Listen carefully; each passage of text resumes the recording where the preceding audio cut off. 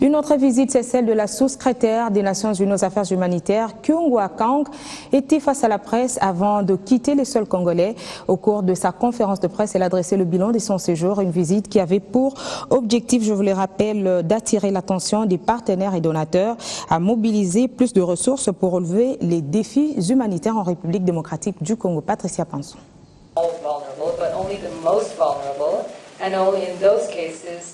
Ma visite ici en RDC est donc vise à remettre l'attention, remettre le focus sur la RDC qui demeure une des crises les plus graves, afin de mettre l'attention sur des besoins humanitaires qui sont encore aigus. L'attention et le soutien que nous avons reçu par le passé n'est plus le même. Cette attention se traduit à travers le financement. J'ai été dans le camp de Mugunga 3 à Goma, et dans ce camp, seulement les personnes les plus vulnérables reçoivent 50% des rations alimentaires qu'elles devraient recevoir. C'est juste un exemple de la baisse des moyens que nous avons pour pouvoir aider ces personnes. While we see the improvement, there is so much more work that humanitarians need to continue to undertake in this country. Propos recueillis par Patricia Panzo. C'était une visite d'inspection qu'a effectuée la sous-secrétaire des Nations Unies aux Affaires humanitaires au centre de santé de Mugunga 3, au Nord Kivu. Il s'agit du centre qui accueille des malades du camp qui abrite les réfugiés burundais.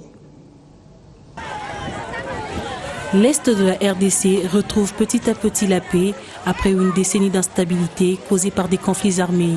Malgré les efforts consentis pour restaurer la quiétude, les conséquences sont encore perceptibles.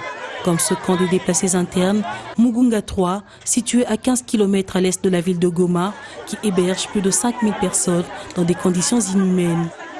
Des personnes qui ont fui les attaques des groupes armés dans leur zone d'origine et aussi ceux qui sont sortis des sites spontanés fermés sur décision du gouvernement congolais. Ici, l'état des vulnérabilités est visible. L'on retrouve des personnes vivant avec handicap, mais aussi des personnes de troisième âge qui ne comptent que sur la ration des ONG qu'ils jugent insuffisante. Il vit ici au camp de Mugunga 3, il reçoit la ration PAM, taille in, par taille on donne 6 kg de farine. Les 6 kg de farine s'épuisent tôt et puis il ne sait plus comment vivre. Tel qu'il est là, il vient de faire 3 jours sans manger. Elle est souvent violée et les hommes l'abandonnent enceinte.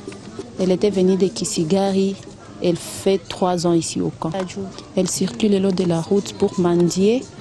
Et là, ceux qui ont la bonne volonté l'aident et puis elle donne aux enfants à manger. Ces vulnérables ont des attentes, entre autres celle d'être soutenus et de regagner leur territoire. J'ai fait 8 ans dans ce camp. Nous sommes venus ici à cause de la guerre chez nous à Rutshuru avec Laurent Kunda. Certains d'entre nous craignent de rentrer chez eux, retrouver leur champ de peur de se faire tuer. C'est pour ça qu'on attend toujours ici, que les autorités fassent un effort pour que nous puissions rentrer chez nous et qu'elles prennent en charge nos besoins ici dans le camp. Nos bâches sont déchirées, nous manquons de nourriture. En séjour à Goma, dans le Nord Kivu, la sous-secrétaire générale des Nations Unies, chargée des questions humanitaires, a déploré cette situation en indiquant que Mugunga 3 est un camp où les conditions sont les plus difficiles. Elle a pour ce faire sollicité une grande mobilisation des ressources afin de répondre aux besoins de ces réfugiés. Nous sommes tombés d'accord sur un cadre de discussion régulier entre les humanitaires et les autorités de la province afin de trouver les solutions idoines à cette situation, même si il pourrait y avoir certaines différences. Je suis confiant que les autorités vont faire tout leur possible pour qu'en fait on s'accorde sur une solution qui respecte la dignité des personnes. Effectivement, c'est une situation qui est assez critique. Les personnes ici qui ressentent une chute sont les personnes les plus vulnérables et c'est dû en grande partie au fait que nous avons moins d'argent. Et ce n'est pas une situation qui affecte seulement le Congo, mais c'est toutes les crises humanitaires à travers le monde. Il y a un déficit financier, mais je vais en parler avec les partenaires lorsque nous rentrons sur Goma. Dans ce camp, Kyungwa Kang a visité une savonnerie tenue par les déplacés. Elle a également échangé avec les femmes de cette communauté. Restons dans ces